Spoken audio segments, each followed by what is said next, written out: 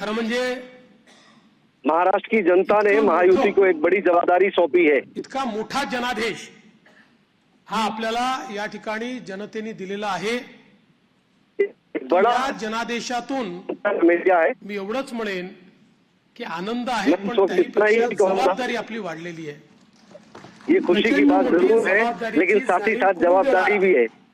अशा प्रकारचा जनादेश हा जनतेने आपल्याला दिलेला आहे आणि विशेषतः आपले लाडक्या बहिणी असतील, आपले लाडके भाऊ असतील, आपले लाडके शेतकरी असतील, आपले लाडके युवा असतील, या सगळ्यांनी आणि समाजातल्या दलित, वंचित, ओबीसी, आदिवासी सगळ्यांनी जो जनादेश आपल्याला दिलेला आहे त्या जनादेशाचा सन्मान राखण्याचं काम हे आपल्याला करावं लागणार आहे।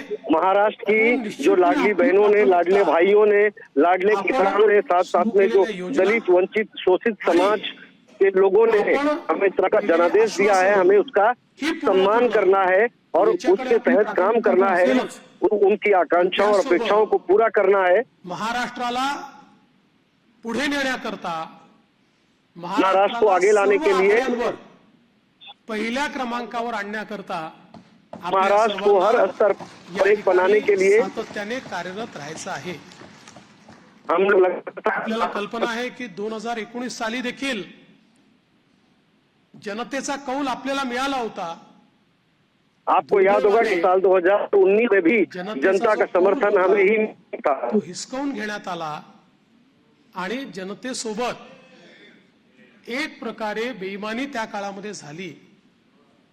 मी काही त्या इतिहासामध्ये जाऊ इच्छित नाही, एक नवीन सुरुवात आपण करतोय, पण या गोष्टीचा निश्चित उल्लेख करेन की सुरुवातीच्या 2.5 वर्षामध्ये ज्या प्रकारे वेगवेगळ्या पद्धतीनं आपल्याला त्रास देण्यात आला, आपल्या आमदारांना त्रास देण्यात आला, नेत्यांना त्रास देण्यात आला, और उसके बाद में 2.5 साल की जो सत्ता चली गई थी, जिस तरह से हमारे लोगों को तकलीफ दिया गया, हमारे विधायकों को तकलीफ दिया गया, आपल्याला सोडून गेला नाही।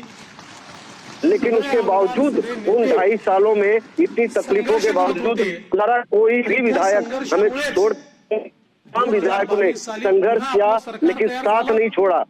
आणि त्यातूनच आज पुन्हा एकदा पूर्ण बहुमत आपल्या महायुतीला, प्रचंड बहुमत हे महायुतीला मिळालं आणि आपल्या, और यही वजह है कि आज 32 आणि आपल्या 5 साल में महायुति को इतना प्रचंड बहुमत मिला है। या महाराष्ट्रामध्ये लिहिला गेला हा इतिहास और 132 की अभूतपूर्व अशा प्रकारचा आहे। सीटें या निमित्ताने देशाचे प्रधानमंत्री माननीय मोदीजींचे मी मनापासून आभार मानेन की माझ्यासारख्या बूथचा कार्यकर्ता म्हणून ज्याने काम चालू केलंय, वॉर्डाचा अध्यक्ष म्हणून काम चालू केलंय, अशा एका कार्यकर्त्याला या सर्वोच्च पदापर्यंत 3 वेळा माननीय मोदीजींनी या ठिकाणी बसवलं। अर्थात त्यातला एकदा 72 तासाकरताच होतो, पण तरी देखील टेक्निकली होतो, त्याच्यामुळे 3 वेळा मला महाराष्ट्राच्या मुख्यमंत्री पदावर बसण्याचा मान सन्मान त्यांनी दिला। हा पक्ष ज्या प्रकारे त्यांच्या नेतृत्वात मोठा झाला, त्यातूनच सामान्य कार्यकर्त्यांना वेगवेगळी त्या ठिकाणी पदं मिळाली, चांगली पदं मिळाली, आपल्याला काम करण्याची संधी मिळाली। म्हणून मी आदरणीय मोदीजींचं मनापासून या ठिकाणी त्यांचे आभार मानतो।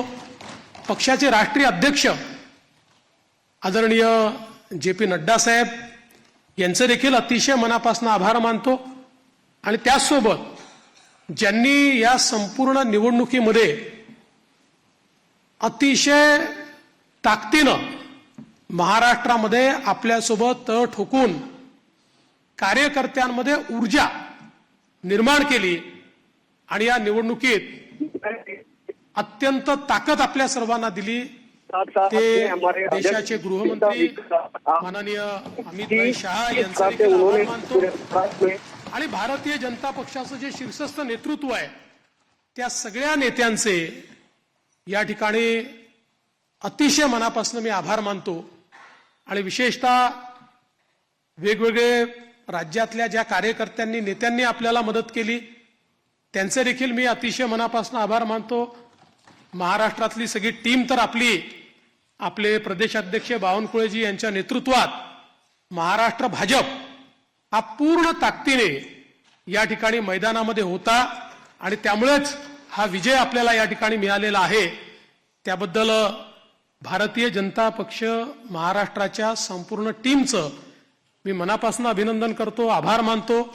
आणि अर्थातच तुम्ही सगळे लोक आहात म्हणून मी इथे आहे.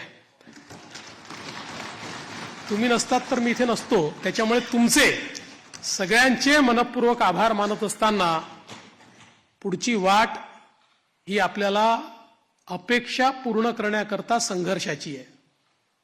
आपल्याला अपेक्षा पूर्ण करायच्या आहेत. त्यामुळे आपल्याला सगळ्यांना आपलं महायुतीचं सरकार आहे, या सरकारमध्ये एक दिलाने आपल्या सगळ्या मित्रांना सोबत घेऊन आणि प्रसंगी जेव्हा इतकं मोठं मॅन्डेट असतं त्यावेळी सगळ्या गोष्टी सगळ्यांच्या मनाच्या आपल्याला पूर्ण करता येत नाहीत.